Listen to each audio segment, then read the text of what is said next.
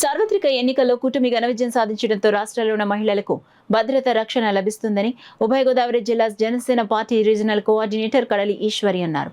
ఎమ్మెల్యేగా గెలిచిన వెంటనే అసెంబ్లీలో మంత్రిగా ఆరంగేట్రం చేస్తున్న వాసంశెట్టి సుభాష్ కు కడలి ఈశ్వరి శుభాకాంక్షలు తెలిపారు. ఇటీవల జరిగిన సార్వత్రిక ఎన్నికల్లో కూటమి ఘన విజయం జనసేన పార్టీ పోటీ చేసిన 21 అసెంబ్లీ 2 ఎంపీ స్థానాలను అఖండ మెజారిటీతో కైవసం చేసుకున్న సందర్భాన్ని పురస్కరించుకుని మంగళవారం 1వ డివిజన్ రమణయ్యపేటలో కడలి ఈశ్వర్ ఆధ్వర్యంలో వీర మహిళలు కేక్ కట్ చేసి సంబరాలు చేసుకున్నారు.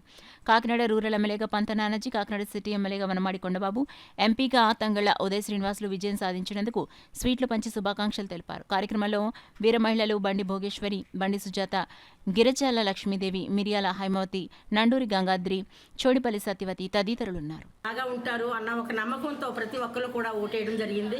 అందరికీ కూడా నానాజీ గారు న్యాయం చేస్తారని చెప్పేసి అనుకుంటున్నాము. అలాగే సిటీకి వచ్చేటప్పటికి కొండబాబు గారు, మనం ఎవరైతే నిలబడ్డారో అందరూ కూడా అధిక మెజార్టీతో విజయం సాధించడం మాత్రం చాలా ఆనందంగా ఉంది.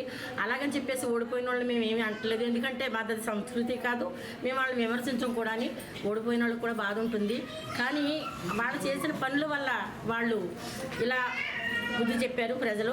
దానికైతే మాత్రం ప్రజల ఊళ్ళో ఎంత వ్యతిరేకత ఉంది అన్నది మాత్రం చూపించారు.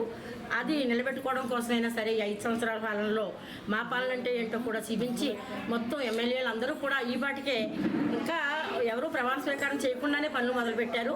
అది మా పవన్ కళ్యాణ్ గారు నాయకత్వంలో ఎమ్మెల్యేలు అంటే అని నిరూపిస్తున్నారు.